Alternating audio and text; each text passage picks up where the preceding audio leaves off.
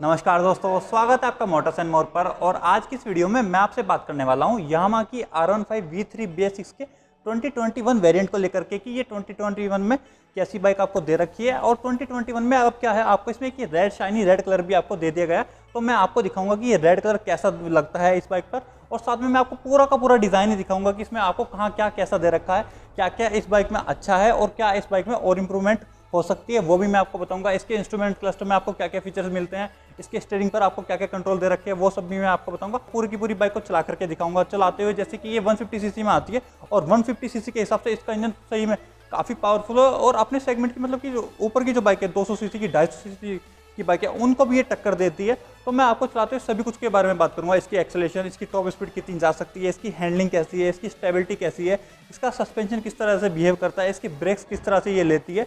उसके बाद क्या है, मैं आपको इसके पूरे के पूरे क्या है वेरिएंट बताऊंगा कि कितने वेरिएंट में ये बाइक आती है, क्या क्या कलर ऑप्शन आपके पास इसमें है और कितने की ये आपको बाइक पड़ती है। उसके बाद मैं आपको ना इस पर फाइनल वर्डिक्ट दूंगा कि फाइनल वर्डिक्ट के टाइम पर मैं आपको बताऊंगा कि क्या क्या मुझे लगा कि और बेटर होना चाहिए, किसको खरीदनी चाहिए और किसको ये बाइक इग्नोर करनी चाहिए।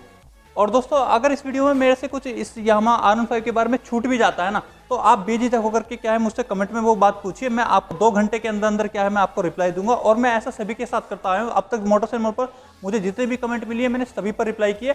और दोस्तों, एक और बात क्या है, आप मोटर्स एंड मोर को सब्सक्राइब करना भी मत भूलना, क्योंकि अभी तो मैं आज पे R15 के बारे में ही बात कर रहा हूँ, बट इसके कुछ दिन बाद ही मैं क्या है इसको RS 200 से भी कंपेयर करने वाला हूँ, जो कि इसकी सबसे बड़ी कॉम्पिटिटर है बजाज की RS 200। उससे भी आपको एक क्या है कंपेरिजन इस बाइक में मिल जाएगा। अब बस ज़्यादा देर ना करते हुए क्या है पहले इस बाइक का क्या है डिज़ाइन देख लेते हैं कि कहाँ का आपको इस बाइक में क्या कैसा दे रखा है। और दोस्तों, R15 बिल्कुल देखने में आपको ऐसी ही लगेगी जैसे कि R सीरीज़ की ज़्यादा हायर सीसीज वाली बाइक है। इसके जो ये मिरर्स आप देख रहे हैं, ये क्या है इसके फ्रंट वाइजर में लगा करके दे रखे हैं। देखने में ये काफ़ी स्टाइलिश लगते हैं। पूरा का पूरा वाइजर जो है ये आपको मैट फिनिश में दे रखा। और क्वालिटी के मामले में कोई भी कॉम्प्रोमाइज़ इसमें यहाँ पर यामाहा ने कर नहीं रखा है। काफ़ी आपको एक ठीक ठाक साइज़ की इसमें विंडशील्ड दे रखी है। उसके नीचे आपको इसमें तो छोटी छोटी इसकी आंखें दिखेंगी, जो कि इसकी लाइट्स हैं। और इसमें क्या है आपको LEDs दे रखी है। और ये LEDs अगर इसके इंडिकेटर में भी यूज़ की जाती तो ज़्यादा बेटर रहता है। इसके इंडिकेटर देखने में थोड़े सिंपल से लगते थे, इनको थोड़ा और नए डिज़ाइन की ज़रूरत है। उसके नीचे थोड़ा आऊँ तो ये आप इसका क्या है मडगार्ड देखेंगे। मडगार्ड काफ़ी स्पोर्टी से इसमें क्या है डिज़ाइन करके दे रखा है। मडगार्ड में मैं ऐसी कोई भी कमी नहीं निकालूंगा। बट इसकी जो बराबर में ये जो सस्पेंशन मुझे दिखाई दे रहा है, अगर ये अपसाइड डाउन सस्पेंशन होता तो ज़्यादा बेटर रहता। वो क्यों रहता क्या है, जब मैं आपको ये बाइक चला करके दिखाऊंगा वो मैं आपको तभी बताऊंगा। उसके बाद थोड़ा और नीचे आऊँ तो आपको इसकी डिस्क दिखाई दे रही है, जिसका एग्जैक्ट साइड फिलहाल आपकी डिस्प्ले पर भी है। और ये जो इसका डिस्क ब्रेक है ये बाय ब्रेक हैं, मतलब कि इसमें क्या है आपको बाय ब्रेक के ABS ब्रेक्स मिल जाएंगे। और थोड़ा व्हील की साइड आए तो व्हील्स आपको क्या है थोड़ा सिंपल सा दे रखा है। टायर साइज इसमें आपको 100/80 सेक्शन का दे रखा है। और दोस्तों, R15 के साइड डिज़ाइन की जितनी तारीफें की जाए ना उतनी कम है, क्योंकि इसकी जो ये पूरी की पूरी जो फेयरिंग है ना, आपको एक तो ये पूरी की पूरी नीचे तक दे रखी है और ये काफ़ी आपको एग्रेसिव और पूरी की पूरी स्पोर्टी डिज़ाइन करके दे रखी है। और ये फेयरिंग आपको पूरी की पूरी नीचे तक दे रखी है। और नीचे आपको एक ये अलग से थोड़ी से अलग ही फेयरिंग का पार्ट है, जिस पर आपको यामाहा की बड़ी बड़ी बैजिंग लगेगी, जो कि देखने में काफ़ी स्पोर्टी लगती है। उसके बाद थोड़ा सा अगर ऊपर को उठो, क्या है इसकी जो फेयरिंग में आपको ग्रिल भी दे रखी है। बट एक चीज़ मुझे थोड़ी सी डिसअपॉइंट भी कर रही है, वो ये है कि इसके ये पैनल गैप्स आप देखिए, मेरी फिंगर पूरी की पूरी अंदर घुस जा रखी है। इतने बड़े बड़े पैनल गैप्स कौन देता है भाई। वहीं साइड में जो इसकी ये स्विंग आर्म है, ये भी आपको काफ़ी मसला और काफ़ी स्ट्रॉन्ग बिल्ड करके दे रखी है। इससे रिलेटेड आपको कोई भी इसमें लॉन्ग टर्म में भी कोई भी इशू बाइक के साथ आएगा नहीं। वहीं साइड में आपको एक ठीक ठाक साइज का क्या है इसमें साड़ी गार्ड दे रखा है। वहीं पर आपकी क्या है ये इसका लेग गार्ड है, उसकी आर्म जा रखी है। और काफ़ी ठीक ठाक क्या है इसमें आपको लेग गार्ड भी दे रखा है, मतलब कि थोड़ा साइज में ये छोटा है, प्रोटेक्शन इतनी नहीं है। वहीं क्या है जो इसका साइलेंसर है वो भी आपको काफ़ी बड़ा सा दे रखा है। यहाँ पर इसको क्या है थोड़ा सा स्पोर्टी और काफ़ी मतलब थोड़ा मोटा सा होता तो ज़्यादा बेटर लगता है इसका साइलेंसर। वहीं और साइड में बाकी कुछ ऐसा बचा नहीं है जिसको लेकर के मैं आपसे बात करूँ। बिल्कुल ऐसे ही है जैसा कि आपका लेफ्ट साइड थी, राइट साइड भी बिल्कुल ऐसी की ऐसी ही है। और दोस्तों, अब साइड डिज़ाइन के बस के रियर डिज़ाइन की भी बात की जाए ना, तो रियर में जो इसका ये जो टेल लैंप है, इसकी मैं जितनी तारीफें करूँ उतनी कम है। आप देखिए कितना ब्यूटीफुली इसको डिज़ाइन करके दे रखा है, कितना शार्प ये दे रखा है और कितना मैच्योर ये टेल लैंप देखने में इसका लगता है। वही जो इसकी जो साइड के पैनल्स भी है ना, ये भी आपका ग्रैब हैंडल का काम यही करने वाला है। इसमें कोई भी आपको अलग से ग्रैब हैंडल नहीं दे रखा। और इसमें आपको फिंगर बस आपको फंसानी ही पड़ेंगी, मतलब ज़्यादा ये आप देर तक इसको यूज़ नहीं कर सकते। और इसके जो ये पैनल्स है ना, ये काफ़ी एरोडायनामिक डिज़ाइन कर रखे हैं। आप देखें तो इधर से पूरे के पूरे खाली पड़े हैं, जो आपकी जो है एयर अच्छे से फ्लो हो सके। उसके नीचे रियर में यही आपके बोरिंग से इंडिकेटर, और बस नीचे कुछ ऐसा है नहीं। यहाँ पर आपकी बस इंडिकेटर लगा, आपकी क्या है नंबर प्लेट आकर के लगेगी। और ये इसमें क्या है आपको रिफ्लेक्टर भी दे रखे हैं। आप दोस्तों रियर डिज़ाइन के बाद बात करते हैं इसकी सीट को लेकर के। तो जो ये इसकी ड्राइवर वाली सीट है, इस पर तो आपको काफ़ी स्पेस दे रखा है और नीचे तक पूरी की पूरी आपकी क्या है इस पर अच्छी खासी थाई सपोर्ट भी मिलेगी। बाकी मैं आपको इस पर बैठ के दिखाने ही वाला हूँ कि एग्जैक्टली कितनी स्पेसियस ये है और कैसा पोस्चर वगैरह आपका आएगा। बट ये जो इसकी पिलियन की सीट है, ये आपको क्या है लगभग पूरे के पूरे 5 इंच के आसपास क्या है आपको ऊपर करके दे रखी है। तो पिलियन आपको ऑब्वियसली इस पर थोड़ा सा ऊपर बैठने वाला और ये एक स्पोर्ट्स बाइक है, तो आप यही एक्सपेक्ट करेंगे इस बाइक से। आप चलते हैं थोड़ा सा इसके इंस्ट्रूमेंट क्लस्टर की ओर कि वहाँ क्या क्या दे रखा है। तो इसमें आपको पहले तो हाई बॉडी लिखा जाएगा। इधर आपका क्या है गियर इंडिकेटर, आपका टैकोमीटर, स्पीडोमीटर और क्या है इधर तो आपका क्या है ये ट्रिप 1, ट्रिप 2 और ये ट्रिप फाइनल है। और ये क्या है आपको डिजिटल क्लॉक भी इसमें मिल जाएगी। वहीं पर आपको इसमें क्या है स्पीडोमीटर और साइड में फ्यूल गियर।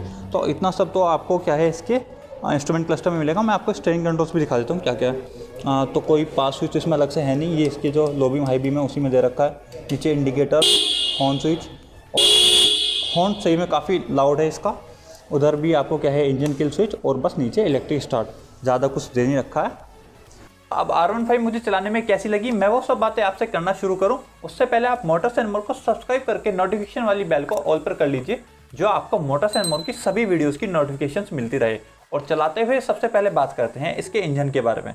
इसमें आपको 155 सीसी का लिक्विड कूल इंजन दिया जाता है, जो कि लगभग 18 bhp की पावर और 14 न्यूटन मीटर का टॉर्क निकालता है। और 155 सीसी में ये सबसे पावरफुल इंजन है और इस पावर से ये बाइक 150 किलोमीटर पर आवर तक की टॉप स्पीड छू सकती है। और फर्स्ट गियर से लेकर 6th गियर तक बाइक में आपको एक लीनियर पावर डिलीवरी मिलेगी और सही में बाइक को ड्राइव करने में काफ़ी मजा आता है, खासतौर पर जब आप थोड़ा सा खुद भी टैंक से चिपक करके ये बाइक को चलाते हैं।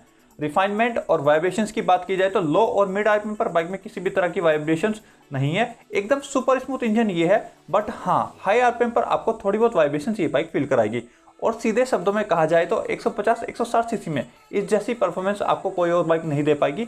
ये अपने सेगमेंट की शुरू से ही परफॉर्मेंस बीस्ट रही है और अभी भी है। अब दोस्तों इससे पहले कि इसकी हैंडलिंग और स्टेबिलिटी की बात की जाए, उससे पहले इसके सिटिंग पोस्चर के बारे में बात कर लेते हैं। तो जो ये इसका सिटिंग पोस्चर है, ये 155 सीसी कहूँ या फिर 2 लाख के अंदर के बजट की बात करूँ, इस बाइक का सिटिंग पोस्चर सबसे ज़्यादा एग्रेसिव और स्पोर्टी है। और इसके बाद ऐसा कुछ पोस्चर आपको KTM की RC सीरीज या फिर उससे ऊपर की जो स्पोर्ट्स बाइक्स होती हैं उन्हीं पर मिलेगा। तो दोस्तों अगर आप किसी कम्यूटर बाइक से इस पर स्विच करोगे तो फिर आपको ये अजीब और अनकंफर्टेबल लगेगा, बट कुछ दिनों में ही आप इससे यूज टू हो जाएंगे। और इस तरह के पोस्चर का सिर्फ एक डिसएडवांटेज होता है कि लॉन्ग ड्राइव के टाइम पर ये इतना कंफर्टेबल नहीं होता है। और दोस्तों अब हैंडलिंग स्टेबिलिटी की मैं आपसे बात करूँ तो अगर आप इसके पोस्चर से एक बार यूज टू हो गए हैं तो फिर एक प्रॉपर स्पोर्ट्स बाइक के होते हुए भी आप इस बाइक को सिटी के अंदर भी आराम से हैंडल कर लेंगे, क्योंकि इसका वेट ओनली 142 किलो है, जितना कि एक नॉर्मल कम्यूटर बाइक का होता है। और हाईवे पर या फिर कॉर्नर पर भी बाइक अच्छे से स्टेबल होती है। आपको ये बाइक हमेशा ही एक फन टू ड्राइव बाइक लगेगी। 100-120 की स्पीड तक तो कोई भी दिक्कत आएगी नहीं, बट उससे ऊपर आपको ये बाइक थोड़ी सी लाइट फील होने लगेगी, तब आपको इसका 142 किलो का वेट थोड़ा कम लगने लगेगा। और दोस्तों R15 का जो ये एरोडायनामिक डिज़ाइन है, एग्रेसिव सिटिंग पोस्चर है और कुल 142 किलो का वेट है, यही वजह है कि ये बाइक अपनी 18 bhp की पावर को अच्छे से यूटिलाइज करती है और 150 किलोमीटर तक की स्पीड तक चली जाती है। और इसकी टॉप स्पीड खुद KTM की RC 200 या फिर यामा की FZ 250 से काफ़ी ज़्यादा है। और दोस्तों अब आगे सस्पेंशन, ब्रेक्स वगैरह की बात करने से पहले मैं आपको बता दूं कि आपको इस वीडियो के आई बटन, एंड पेज और नीचे डिस्क्रिप्शन में मोटरसाइकिल वाली प्लेलिस्ट की लिंक मिलेगी, जिसमें इसकी सबसे बड़ी कॉम्पिटिटर बजाज की RS 200 का भी रिव्यू किया हुआ है। तो आप इस वीडियो के बाद ये प्लेलिस्ट भी एक बार जरूर चेक करिए। और अब सस्पेंशन की बात कर लेते हैं। तो अगर आप मोटरसाइकिल के रिव्यूज़ पहले से देखते आ रहे हैं तो आपको अच्छे से पता है कि कोई भी व्हीकल हो, सस्पेंशन को अच्छे से टेस्ट करने के लिए खराब रास्तों पर जरूर चलाया जाता है। तो जो ये इसके रियर के सस्पेंशन है वो काफ़ी सही से ट्यून कर रखे हैं, उनसे मुझे कोई भी दिक्कत नहीं लगी। बट जो इसके फ्रंट सस्पेंशन है वो मुझे थोड़े से सॉफ्ट लगे हैं और मुझे इस बाइक में proper upside down front suspension की जरूरत फील हुई है, जिससे इस बाइक का बिहेवियर थोड़ा सा और स्टिफ और स्पोर्टी हो जाए। बाकी बात की जाए इसके ब्रेक्स की तो इसमें आपको डुअल चैनल ABS ब्रेक मिलेंगे और ब्रेक्स के मामले में ब्रेक्स काफ़ी शार्प है। मुझे जितनी भी बार जहाँ पर भी ब्रेक्स लेने पड़े, मुझे ब्रेक से इसकी कोई भी दिक्कत नहीं लगी है और ना ही बाइक ने कहीं पर भी स्किडिंग की है। बाकी दोस्तों मैं अपने ओवरऑल एक्सपीरियंस, राइड क्वालिटी की बात करूँ तो मुझे ये बाइक एक powerful, refined, sporty, easy to handle and fun to drive ride quality देने वाली फील हुई है। आप जितना भी इस बाइक को चलाओगे आप इतना ही इस बाइक को एंजॉय करेंगे। और अब मैं इस बाइक पर अपना फाइनल वर्डिक्ट दूँ और बताऊँ क्यों इस बाइक को खरीदा जाए और क्यों नहीं, तो उससे पहले क्या है मैं आपको इसके वेरिएंट और कलर ऑप्शन और उनकी कीमत भी बता देता हूँ। तो दोस्तों इसमें वेरिएंट तो प्रॉपर एक ही आता है डुअल चैनल ABS के साथ। इसमें आपको अभी 4 कलर ऑप्शन दिए जा रहे हैं, बट इसका जो प्राइस है वो कलर टू कलर वेरी करता है। तो इसका जो ये थंडर ग्रे कलर है, जो कि हमने आपको इस वीडियो में चला करके दिखाया, और जो वीडियो के शुरू में आपने रेड वाला देखा था, इन दोनों की दिल्ली एक्स शोरूम कीमत लगभग 1,52,000 रुपये के आसपास है। बाकी ब्लू कलर की दिल्ली एक्स शोरूम कीमत 1,53,000 रुपये के आसपास होगी और जो डार्क नाइट वाला कलर है उसकी दिल्ली एक्स शोरूम कीमत 1,54,000 रुपये के आसपास है। और दोस्तों अब फाइनल वर्डिक्ट के टाइम पर सबसे पहले मुझे जो एरिया ऑफ इम्प्रूवमेंट्स इसमें लगे उनके बारे में बात करते हैं। तो दोस्तों एक तो इसके इंडिकेटर्स मुझे थोड़े बोरिंग लगे, दूसरा काफ़ी जगह पैनल केस भी थोड़े ज़्यादा बड़े बड़े दे रखे हैं, और एक इसमें मुझे बेटर फ्रंट सस्पेंशन की ज़रूरत महसूस हुई। बाकी इसकी कीमत को देखते हुए मुझे कोई ऐसा खास दिक्कत नहीं लगी। अब बात की जाए खरीदने ना खरीदने की, तो दोस्तों अगर आपको अकेली या फिर पिलियन के साथ में सिंगल रन में 150-200 किलोमीटर की लॉन्ग राइड्स करनी है तो फिर आपको ये बाइक थोड़ी अनकंफर्टेबल लगेगी, और हाईवे टूरिंग के लिए आपके पास इससे बेटर ऑप्शन भी है। बाकी और कोई रीज़न मुझे ऐसा लगा नहीं है कि इसको 1,80,000 रुपये में इग्नोर कर दिया जाए। और दोस्तों अगर आप मुजफ्फरनगर के आसपास के एरिया से हैं और आपने अभी तक यामाहा की R15 या फिर यामाहा की कोई और बाइक खरीदने का मन बना चुके हैं तो फिर आप सनवेग यामाहा पर विजिट करिए। सनवेग यामाहा का पूरा एड्रेस और कॉन्टैक्ट नंबर आपके डिस्प्ले पर भी आ रहा है और आपको नीचे डिस्क्रिप्शन में भी दे दिया गया है। और बस आज की इस वीडियो में इतना ही, और मैं मिलता हूँ फिर आपसे अपनी अगली वीडियो में।